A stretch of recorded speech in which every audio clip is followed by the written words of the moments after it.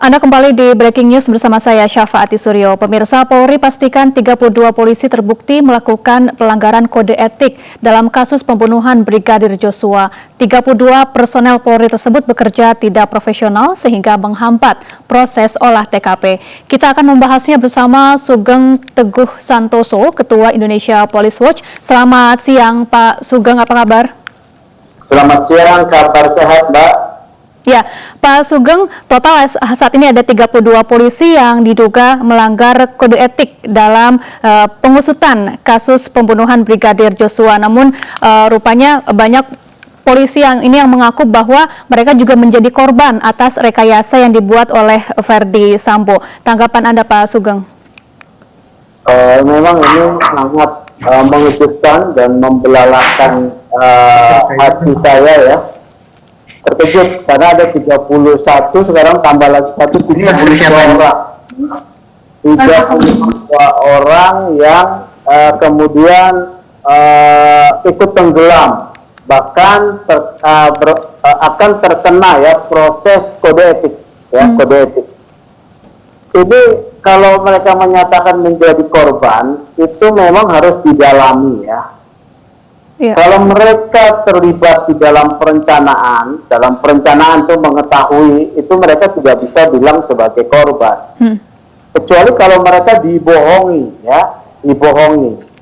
Nah, ketika dibilang dibohongi juga tidak bisa mereka disebut menjadi korban, karena ada standar-standar regulasi yang mengikat diri mereka, baik sumpah jabatan, ya, kemudian aturan kode etik, kemudian juga aturan pidana.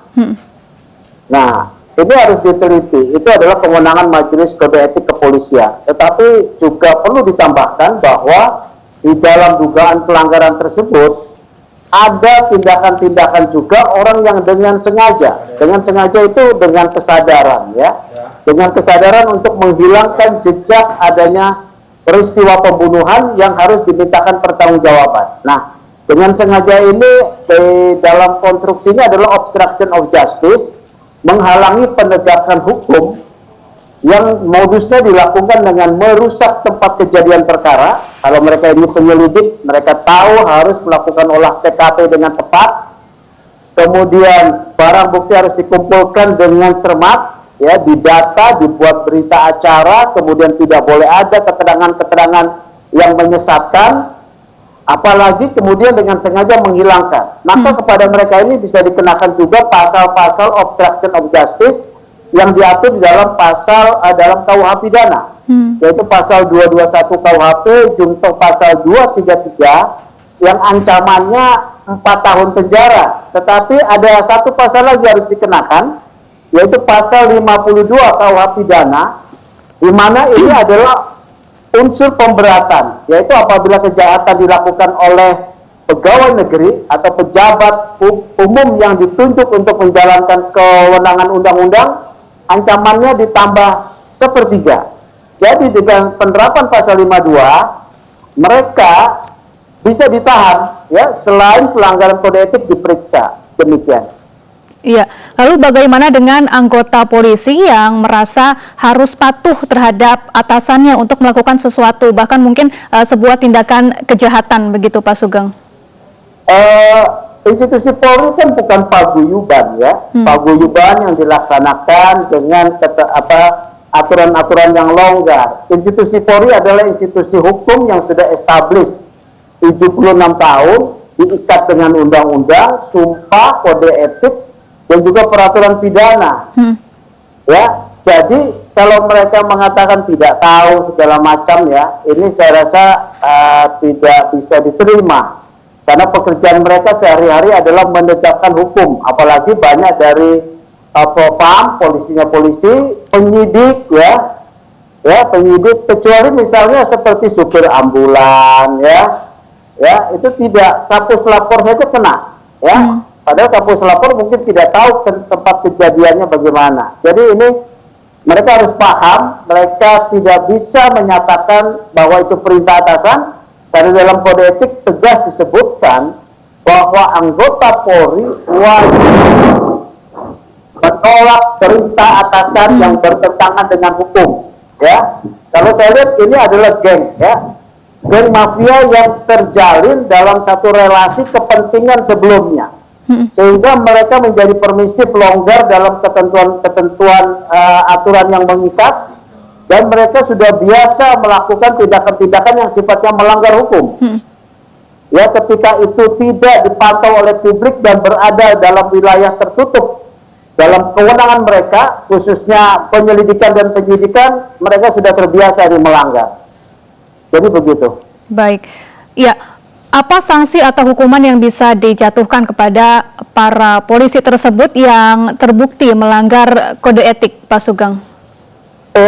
Kalau sanksi etiknya yang tertinggi kan adalah pemberhentian tidak dengan hormat. Ini saya lihat adalah pelanggaran kode etik berat, ya. Jadi pemberhentian dengan hormat. Diberhentikan dari institusi Polri ya, Pak? Iya, kecuali mereka yang dibohongi, ya. Yang dibohongi mungkin berbeda, ya. Kemudian setelah PPDH, saya rasa harus diproses cepat kode etiknya, kemudian proses pidananya, ya, untuk pembelajaran. Tetapi lebih dari semua dari sana, ya, saya mau menyampaikan pada Pak Kapolri, ada masalah dalam institusi yang Bapak pimpin. Ada geng-geng mafia yang bekerja, yang kemudian menjadi permisif, bahkan dengan sengaja melanggar hukum. Bapak harus benahi nih, pembenahan secara menyeluruh, ya. Jadi itu yang bisa saya sampaikan. Geng-geng mafia seperti apa, Pak, yang Pak Sugeng maksud? Ya, ini sudah nyata, ya. Ini terstruktur, masif, sistematis. Satu orang yang berusaha menghilangkan jejak kejahatan pembunuhan, menghilangkan nyawa, menarik tenggelam 32 orang yang tadi sudah saya sebutkan, paham tentang segala aturan ketentuan yang mengikat mereka. Jadi ini mereka bekerja sudah terbiasa dalam satu relasi kepentingan. Kepentingan apa? Kepentingan yang terselubung dengan satu tindakan-tindakan yang melanggar hukum. Ya, ini sudah terbiasa menurut saya, ya, cincai-cincai, kemudian sepakat melakukan tindakan-tindakan yang melanggar hukum ketika tidak dalam jangkauan publik, dalam wilayah kewenangan tertutup mereka. Ya, penyelidikan dan penyidikan ini wilayah yang tertutup, yang selalu IPW katakan pelanggaran lalu lintas itu lebih mudah ditindak, tetapi penyalahgunaan kewenangan dalam penyelidikan dan penyidikan sangat sulit, karena mengukur pelanggaran tersebut hanya orang-orang yang memiliki keahlian yang sama atau yang berpengalaman, seperti itu. Baik, Pak Sugeng, kita juga sudah bergabung bersama Pak Reza Indragiri, psikolog forensik. Selamat siang, Pak Reza. Selamat siang. Ya, Pak Reza, semalam polisi telah menyebutkan motif pembunuhan Brigadir Joshua, meskipun belum konkret begitu ya. Rupanya banyak pihak dan masyarakat yang belum puas terhadap pernyataan polisi semalam. Tanggapan Anda, Pak Reza? Kalau ditilik dari perspektif psikologi forensik, ketika kita bicara motif, sesungguhnya bisa disederhanakan menjadi dua kategori saja. Pertama disebut sebagai motif emosional, dan yang kedua adalah motif instrumental. Kalau motif emosional yang bermain-main pada diri pelaku atau para pelaku, maka kita bisa bayangkan bahwa ada luapan perasaan negatif, entah itu dendam, amarah, sakit hati, cemburu, ataupun perasaan-perasaan negatif lainnya melatar belakangi seseorang untuk kemudian mengekspresikan luapan emosi itu dengan cara menampilkan perilaku kejahatan. Sementara motif yang kedua yaitu motif instrumental. Nah, motif yang satu ini tidak ada sangkut pautnya dengan suasana hati manusia, tapi kejahatan yang dilakukan untuk mendapatkan kenaikan pangkat, mendapatkan harta, jabatan, prestise, popularitas, atau untuk menutupi kejahatan lainnya, itu bisa dikategorikan sebagai kejahatan yang dilatar belakangnya oleh motif instrumental. Nah, betapapun sesaat lalu saya mengatakan dua jenis motif, tapi menurut saya penting untuk kita pahami bersama, terutama ini untuk katakanlah merespon kerisauan dari pihak keluarga mendiang Brigadir Y, bahwa betapapun perbincangan tentang motif adalah tema yang seksi, sekian banyak film Hollywood juga bercerita tentang motif kejahatan, bahkan komunitas psikologi juga terobsesi dengan pertanyaan mengapa, tapi motif sesungguhnya bukan merupakan elemen kunci bagi berhenti maupun berlangsungnya sebuah proses hukum. Tanda petik ya, tanda petik. Terdakwa boleh berbohong. Karena apa? Karena tidak disumpah, tapi tanda petik. Karena tidak disumpah, maka terdakwa boleh berbohong, boleh membual, boleh mengatakan apapun sekehendaknya. Tapi pada akhirnya, penjelasan tentang perilaku sebagaimana bunyi pasal, itu yang akan menentukan bagaimana hakim membuat putusan nantinya. Jadi, ini saya sampaikan untuk membangun optimisme, bahwa andaikan ada sebagian kalangan yang tidak begitu puas dengan penjelasan Polri semalam terkait dengan motif FS, tapi percayalah, selama perilaku para terdakwa bisa dibuktikan dan sesuai dengan konstruksi pasal 338 atau 340 atau mungkin pasal-pasal lainnya, maka mudah-mudahan proses hukum tetap akan bisa berjalan dan keadilan akan bisa direalisasikan. Iya, polisi menyebut bahwa Verdi Sambo merasa marah dan emosi atas tindakan Brigadir Joshua di Magelang yang dinilai telah mencederai harkat dan martabat keluarga Verdi Sambo. Bagaimana dengan kaitannya terhadap dua jenis motif yang tadi Pak Reza Indragiri sebutkan? Apakah motif ini bisa sangat mungkin mendasari aksi pembunuhan terhadap Brigadir Joshua ini? Kalau bicara kemungkinan, memang probabilitas itu selalu ada. Beberapa bulan silam juga saya hadir di sebuah persidangan, sama ada terdakwa yang diamuk oleh rasa cemburu, sampai kemudian sudah merencanakan untuk membakar mobil yang di dalam ada istri dan selingkuhannya. Jadi ringkasnya, kecemburuan tetap harus dipandang sebagai suatu faktor yang memungkinkan seseorang gelap mata dan melakukan kejahatan. Tapi saya ingin meninjaunya dari sisi lain, bukan dari sisi motif. Yang ingin saya katakan adalah, ini adalah ciri-ciri seseorang yang sebutlah tersangka pelaku pidana yang sudah tidak bisa lagi menemukan ruang untuk berkelit. Dalam situasi terpojok sedemikian rupa, hampir bisa dipastikan setiap orang yang bermasalah dengan hukum pasti orang mengatakannya ngeles, gitu ya. Tapi orang psikologi akan mengatakannya inilah cara mereka untuk memainkan narasi atribusi eksternal. Apa maksudnya? Karena sudah tidak lagi menemukan cara untuk berkelit, maka satu-satunya pilihan terakhir yang akan diambil adalah berusaha untuk mengalihkan tanggung jawab. Dari yang sepenuhnya harus dia pikul, dialihkan ke pihak eksternal. Siapa itu? Korban. Siapa lagi? Teman-temannya, dan seterusnya, dan seterusnya. Nah, atribusi eksternal inilah yang tampaknya sekarang juga sedang dimainkan oleh tersangka. Bahwa tidak ada cara lain kecuali dengan mencoba untuk membangun sebuah narasi baru, agar siapa tahu simpati publik bisa direbut, dan siapa tahu juga otoritas penegakan hukum, terutama sekali majelis hakim, juga akan jatuh simpati terhadap terdakwa nantinya. Baik, Pak Sugeng, malam tadi Satgasus juga resmi dibubarkan. Apakah ini merupakan langkah yang tepat dan apakah adakah kaitannya dengan kasus Verdi Sambo? Karena Verdi Sambo merupakan kepala Satgasus. Tidak ada kaitan langsung ya, tetapi memang IPW menyoroti Satgasus itu atas 5 hal ya. Satu, Satgasus ini telah dengan sengaja membentuk adanya polisi elit di dalam Polri ya. Itu yang pertama. Akibat adanya polisi elit ini bisa menimbulkan demoralisasi daripada polisi lain yang kemudian kewenangannya diambil. Ketiga, kewenangan Satgasus ini tumpang tindih dengan kewenangan penyelidikan dan penyidikan dari satuan kerja Polri yang sudah ada. Bahkan keempat, kewenangan dari Satgasus ini sangat besar karena meliputi 5 undang-undang yang mengatur, yaitu psikotropika, narkotika, TPPU, korupsi, dan IT. Ini adalah tindak pidana yang saya sebut mewah ya.